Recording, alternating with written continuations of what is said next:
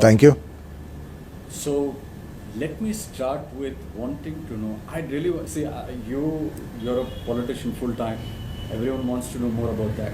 What I want to know is the man behind the politics.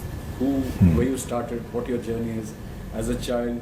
Tell me about your where you grew up, college, things like that. If there is a romance in the story, I'd like to know all that. Okay. Thank you very much, Mr. Imran. And I think it is going to be a kind of an unconventional type of a talk with you. In fact, I have had so many interviews, formal interviews, but this is something I think, as you said, you are going to, you know, get into the various aspects of my life. To begin with, let me tell you, I'm a very simple person. And I got into politics by default because my father was a full-time politician. Then my grandfather was also into politics. And then I was born in a socio-political family. And my upbringing has been in that socio-political atmosphere wherein day in and day out, be it on the dining table, or in the drawing room, or on the lawns, or the private parties. So we used to have, you know, different kind of conversations, and with different kind of people actually, from all walks of life. So that has given me, you know, the opportunity to understand the politics, the social life, and also the business.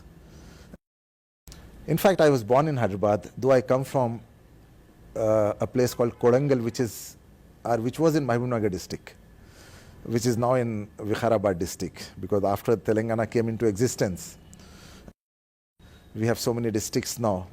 So now the constituency, the Kodangal, was shifted into Vikharabad now.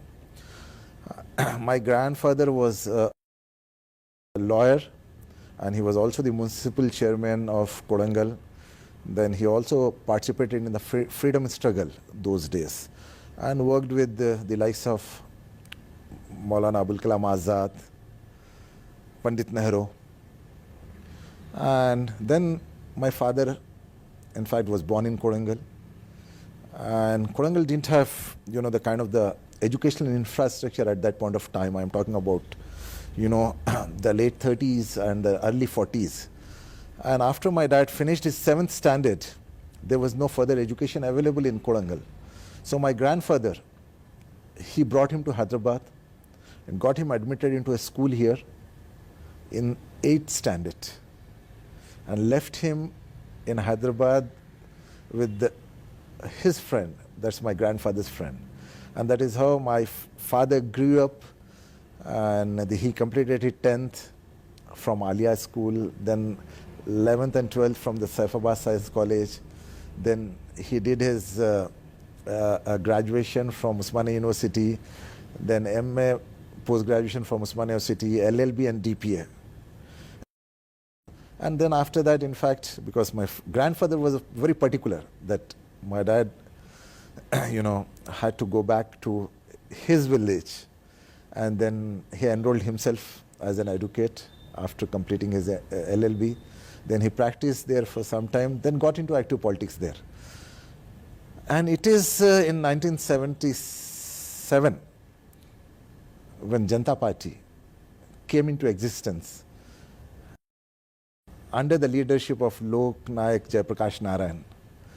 He joined Janata Party, that movement after emergency, because in 1976, the emergency was imposed in India by Indira Gandhi. And that is how the Janata Party was born. And then my father contested as an MLA on the Janata Party ticket. And after that, in fact, in 82, the Telugu Desam was born actually here, and he was quite close to Sri N.T. Ramarao Sahab at that point of time. And along with N.T. Ramarao Saab, it was also Nadendra Bhaskar Rao, then N. Srinivaslu Reddy, who was then the revenue minister, and he was in the Congress. But he was the one who also played a major, role in the formation of the Telugu Desam Party. So this was the core group, and then that is how the Telugu Desam Party was born. And then my father wanted to contest the election at that point of time, but N.T. Ramarao Saab told my father, no, because you will be with me campaigning. Then they hit the road for 9 months in that Ratham, Chaitanya Ratham it was called actually. And the TDP came into power with a bumper majority, if you remember, in 1983. And that is where a new era of politics started in Telangana. And during that time, I was still student. I was studying in Hyderabad. As I told you, I was born in Hyderabad. Then I was admitted into Methodist Boys High School. I finished my 10th from there. Then I went to Little Flower for my intermediate. Then to Nizam College, because, those days, every student's dream used to be in Nizam College actually. So that is how I also got into Nizam College. I did my BCom from Nizam College. Then after that, again I went to Usmania University for my MBA. And I didn't, sit quite after that actually, because everyone was thinking that I would join politics immediately right after my education. And my father was also, kind of particular.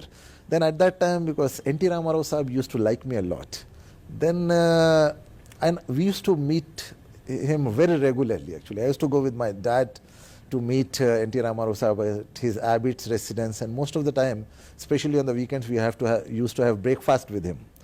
Then he told me, no, this boy is going to be one of the youngest leaders in the Telugu Desam Party.